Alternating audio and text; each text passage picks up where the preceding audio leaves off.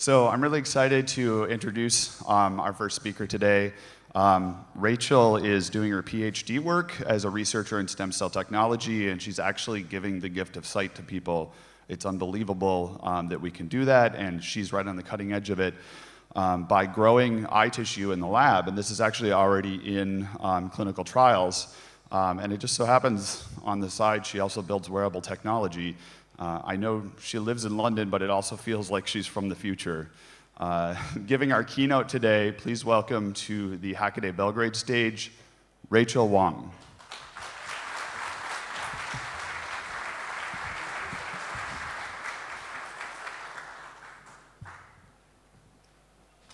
Hello.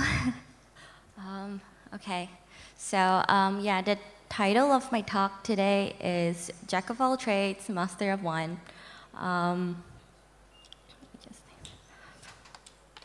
Sorry, I'm just going to take my glasses off because it's really bright.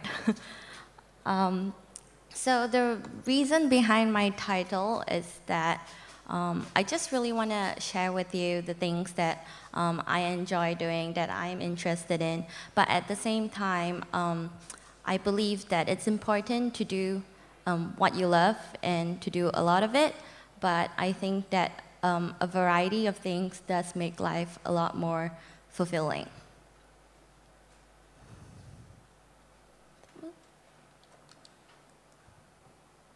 So hello, I'm Rachel Wong, but I like to be known as Konichiwakitty as a stage name or branding, especially for things that involve making and my wearable technology projects.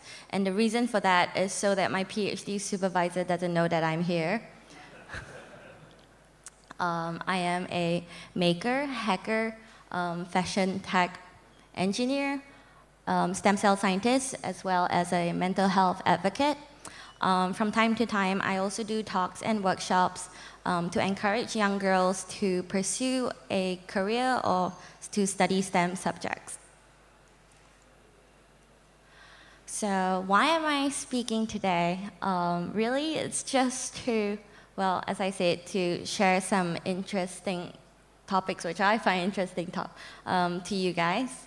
And mostly to shed some light about the current state of wearable technology and what it really is, to give you an insight in the future of medicine with stem cells and tissue engineering. And, well, not really future, it's actually happening now. And also to just share my experiences in balancing both these things. So the first thing, wearable technology, which is also known as wearables. So what is wearable technology? Wearable technology is a blanket term for electronics that can be worn on the body, either as an accessory or part of material used in clothing, such as 3D printing materials and things like that. So what do people think when they hear the term wearable technology? I did a little bit of a Google search for the term wearables, and the most common things that pop up includes things like fitness trackers, smartwatches, as well as VR headsets. And I was trying not to be biased with my search, so I wanted to see what were the most looked up terms. I was actually really shocked, considering that I have an interest in wearables, and I was like, it seems as if there isn't a very bright future. So I found this article by Forbes magazine, who interviewed Credit Suisse, and Credit Suisse said in that article that they believed that by 2018, the market value of wearable technology would stand at 50 billion. It's only at 8 billion currently, so it seems that they didn't make very much progress. Credit Suisse also went on to say that wearable technology is a much more diversified market than investors realize. I don't know about you guys, but does this look very diversified to you? I mean, I think 80% is in black. Perhaps there's a little bit of white and gray. And then in this corner, there's a ladies' tank top in salmon pink, not even the right pink color. It does seem to me very clearly that there is a lack of diversity.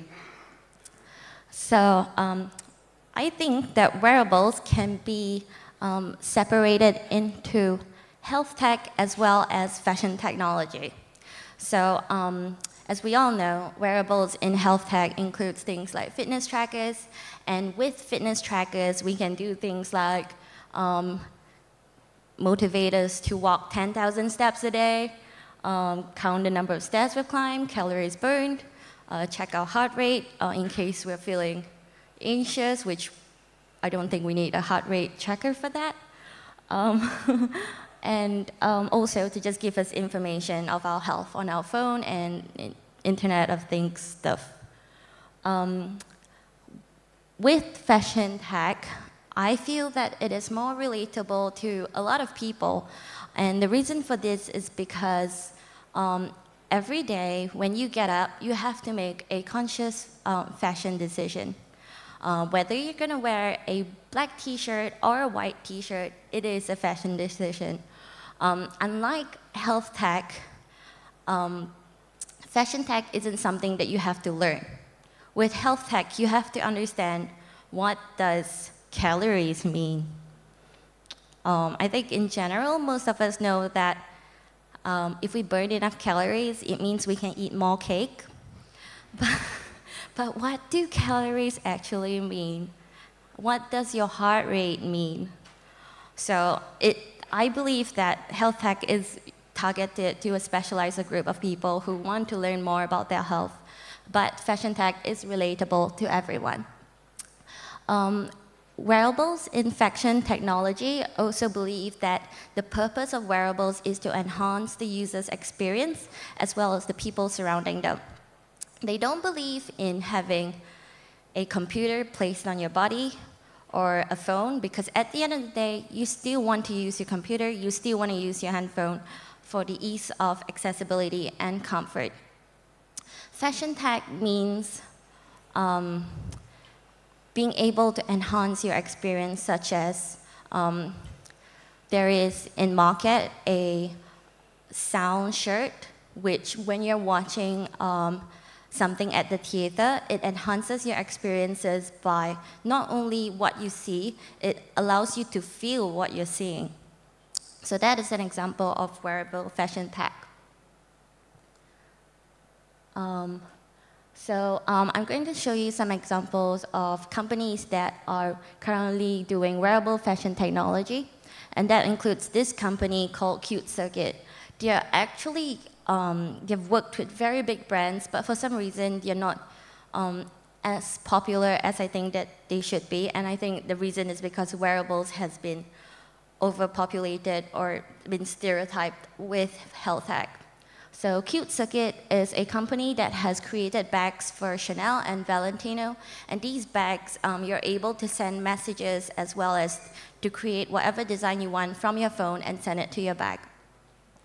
They have also designed for people like Katy Perry and Nicole Scherzinger, so that when these artists are performing on stage, the light displays on their clothing can reflect the beat of the music as well as their movement.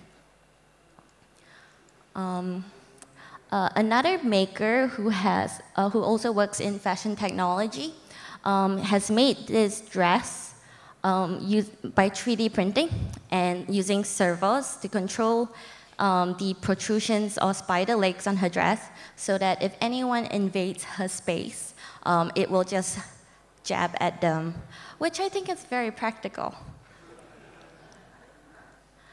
Following that, there is also a company known as Elios Design, who creates prosthetic covers using CNC milling, laser etching, as well as 3D printing. So these are just several examples of how wearable fashion technology is combined. Well, fashion is combined with technology. Following that, I'd like to show a personal project of mine. So what I've learned from these fashion tech projects is that it actually requires a variation of different skills due to the interdisciplinary fields. So skills that have been required are such as sewing, electronics, programming, jewelry making, and so on. So some of the projects that I've made includes clothing, headpieces, as well as jewelry. And I'm going to show you a floral necklace made with 5 NeoPixel rings controlled by the Raspberry Pi Zero. If you're looking for love, know that love don't live here anymore. He left with my heart. They both walked through that door without me. If you're trying to find pity, well, you need to look somewhere else. 'Cause I surely can't help you. I'm hurting myself. I've turned into someone else. I used to believe love conquers all, 'cause that's what I've seen in the movies. Come to find out it's not like that at all. You see real life. So sorry if that was a bit too loud. Oh, okay. So yeah, that is actually a floral necklace that I commissioned for a fashion tech conference held at the Institute of Engineering in London.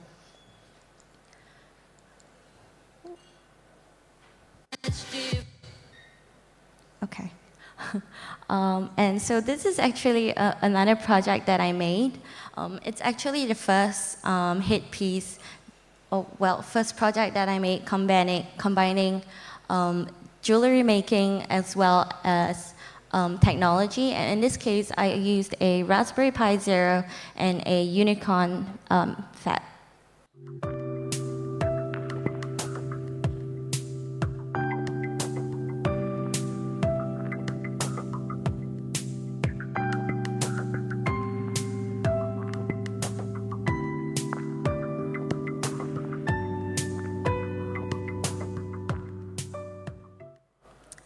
So I don't know if you guys already figured out, Konichiwakitty means Hello Kitty. Konnichiwa is hello in Japanese.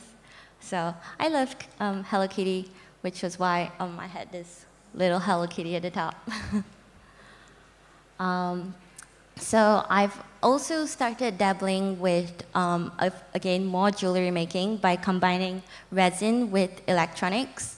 I was asked by Make magazine to write a tutorial on embedding electronics in resin.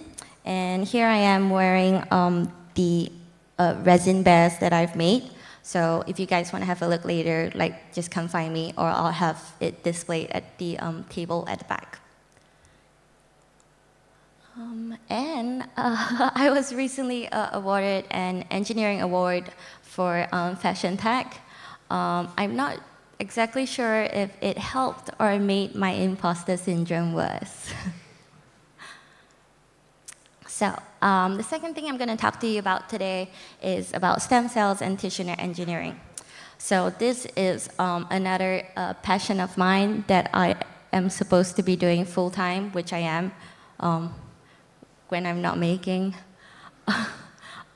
Yeah. So what is tissue engineering? Tissue engineering is the use of a combination of cells, engineering, and materials and methods, and suitable biochemical and physiochemical factors to improve or replace biological tissues. That was really long. I'll explain it further. Basically, tissue engineering involves a combination of these things. So I'll start by explaining what stem cells are. So stem cells are basically, they are the main source from where you came from. So embryos are full of stem cells. So if you've heard of the term embryonic stem cells, that's where the stem cells come from embryos. Stem cells are sort of like, the example that I normally give is like the cells are the building blocks. So when you build a house, you need scaffolding and you need building blocks.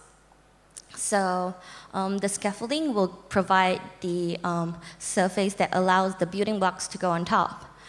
These building blocks can then represent different things. The building blocks can be a part of a living room, a bedroom. So these are known as specialized stem cells, which in the case of living room could be a heart, the bedroom could be a lung. And these stem cells can further specialize to carry out specific activities in the liver and the lung. And for example, these building blocks will then represent things such as the door, the window, and so on. So next slide. Yeah, so stem cell represents an endless possibility for us to build any part of the body. They are able to replicate and form more of themselves, and they are also able to form different parts of the body.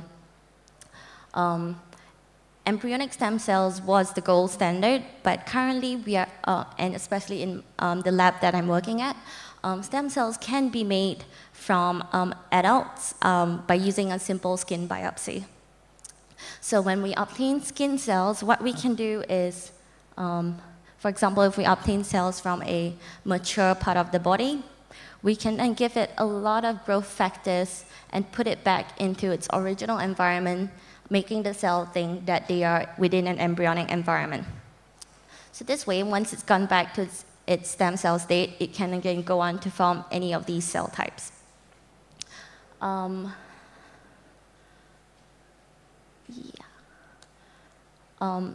So to go back, to explain to you what scaffolding is. Scaffolding is usually a extracellular matrix. It can be made from a cadaver, someone who has passed away, or it can be obtained from plants and animals. There are several ways to obtain these scaffolds, and they include methods such as using detergent and enzymes. So if we obtain an organ from a dead person or an animal, we flush it with a lot of detergent until instead of its normal pink appearance, it gives this translucent appearance. So this means that all the DNA and the cells from it has been completely flushed and removed. And the remaining of this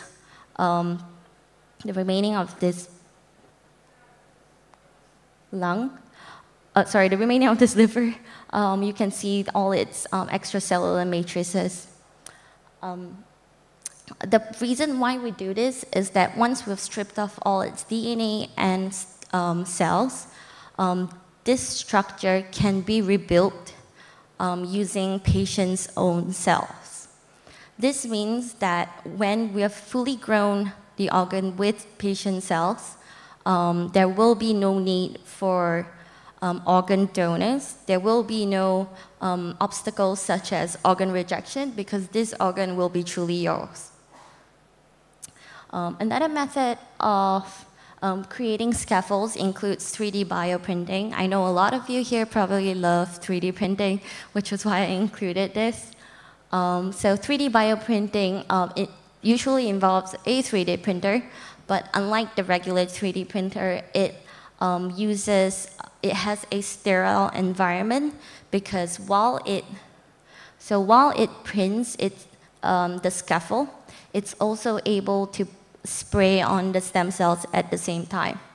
The ultimate outcome is an organ with live stem cells, but really a scaffold is a temporarily hold for the cells so that once it's implanted onto the body and once vasculature forms over that organ, the body will again form its own skeletal system to replace the scaffolding.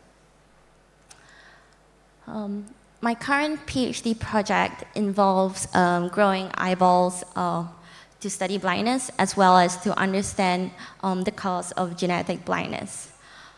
We are pretty lucky because we don't need a scaffolding to do this. When we put the cells in the right environment, they tend to automatically form its own optic cups. And what we do once we've obtained these optic cups, this is a 14-week optic cup, and we label it for light-sensitive cell markers. And here we can see that at 14 weeks, we are able to have light-sensitive cells. At the same time, one of the projects that I'm working on involves trying to grow pigmented eye cells. And this is basically a sample of it that can be transplanted into a patient. Okay, so I just wanted to say that the reason why I decided I wanted to do research in stem cells, even though a lot of my friends chose to specialize in a particular type of disease, such as cancer, it's because I believe that stem cells really is the future. I think that trying to cure a failing organ isn't as efficient because at the end of the day, if you do cure the disease, the organ would have already deteriorated.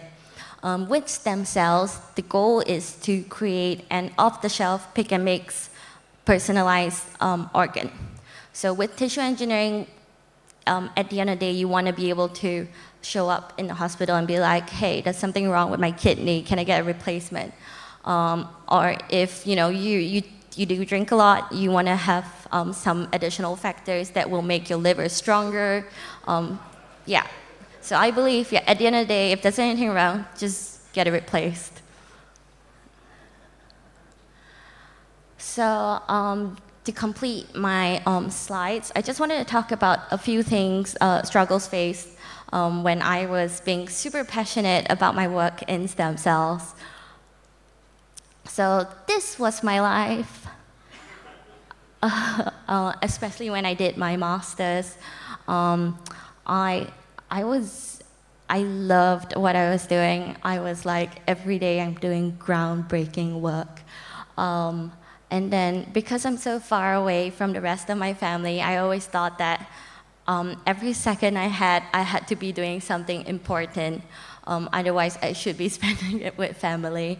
So this was my life. It was not healthy.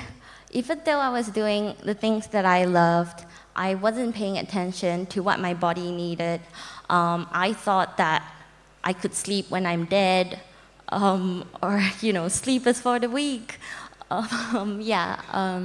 But basically, I was burned out over something that I really, really loved to do. And it was a shock for me. When I was in hospital, I found someone else in the exact same position as I was. He loved his job. He thought he was taking breaks. Like, he would go to the park to take a break, but he would bring along a research paper, which is what I did. So at the end of the day, I was still working, even though I was on break. So that's not very good. After I was hospitalized, I took a year off from work, and I was prescribed recreation. At that point, I felt like I didn't know what to do with my life because my whole life had been work. And I didn't realize that I didn't have a hobby because I thought this was my hobby too. So I started tinkering. I tried card making, paper crafts. I tinkered with electronics and fashion technology. And now my life is so colorful. So, I basically just want to say that, when you love something so much, there's a very good chance you're not listening to what your body is telling you. I do feel that a huge chunk of my life is still work because it's something I'm passionate about. And in order to be good at something, you do have to spend a substantial amount of time on it. But when I include things like making a hobby, At the end of the day, when I'm going home from work, I feel like I'm excited, I'm energized to go and do something else, and baking also helped me meet a lot of people. It met a lot of my social needs that I didn't realize were there. So yeah, variety is the spice of life. And thank you.